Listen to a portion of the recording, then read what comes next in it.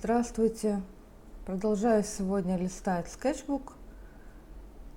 Меня зовут Юлия Сайфан, я художница. Каждую неделю публикую новое видео на моем канале. В прошлый раз я начала показывать мои работы с этого скетчбука, а сегодня я заканчиваю. Но если вам интересно, ссылка на первую часть под этим видео. Большинство этюдов я делала по фотографиям с Pinterest, неиссякаемый источник вдохновения. Этот натюрморт тоже по фотографии, писала его красками никель. Постерные краски никель, они более жидкие, чем гуашь, но гуще, чем акварель. На столе кружевная скатерть. Я решила этот момент с помощью мелка Neocolor 2. И мне это нравится, как получилось. Я часто встречаю у других художников работы, которые были написаны по тем же фотореференсам, как и мои. Можно сказать, мир тесен, а можно сказать, что нужно ставить натюрморт и писать свой натюрморт, или выходить на улицу, писать на пленэре. Эту работу я начала с оранжевой подложки. Здесь по периметру видно. Здесь работает силуэт кошки, узнаваемый, и оранжевые пятна на силуэте. Рама окна сверху кошки меня все время смущала, поэтому вот эту горизонтальную линию я немного списала внутрь. Кроме этого, крест имеет четкую религиозную коннотацию, поэтому лучше избегать этих символов, даже если они случайно появились. Конечно, если вы намеренно не пишете крест. Знаете ли вы, что символ белого голубя мира, был придуман Пабло Пикассо? Символ Всемирного конгресса сторонников мира в 1949 году. Но сама идея из Ветхого Завета.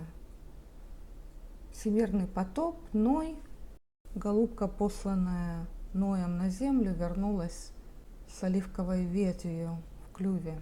Мне больше нравится линейный набросок 1961 года Пикассо.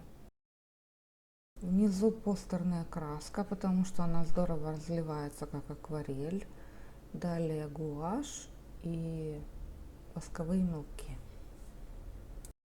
Я в вечном поиске правильной лессировки, холодным по теплому. И все время изобретаю этот велосипед, 3 основных цвета, чтобы они идеально мне подходили. Покажу обложку скетчбука. Я его собирала сама.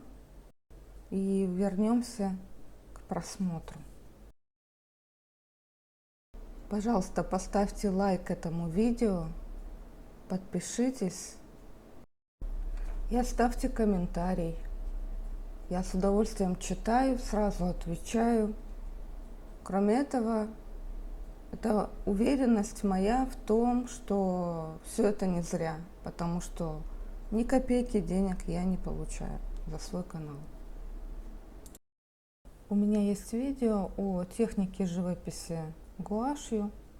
Эти прямоугольники я делала для объяснений, ну и затем нашла им применение.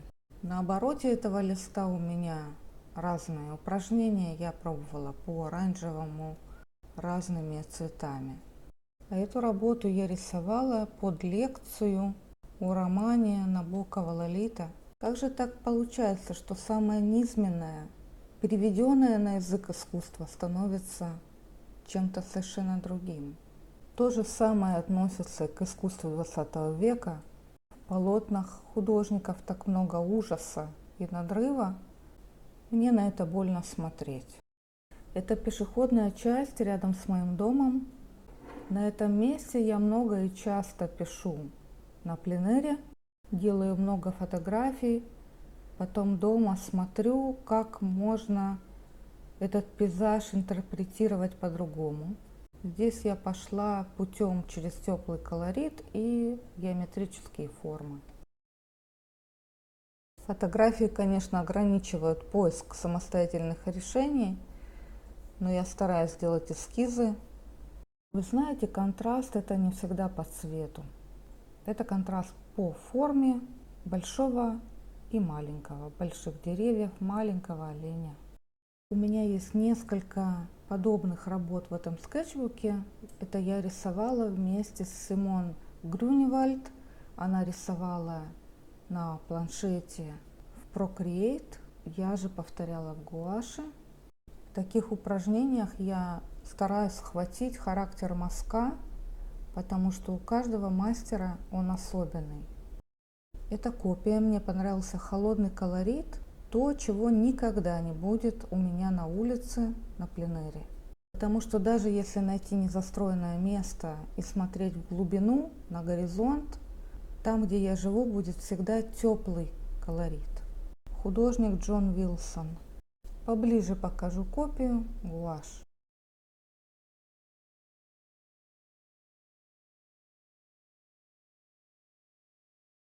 Это тоже копия.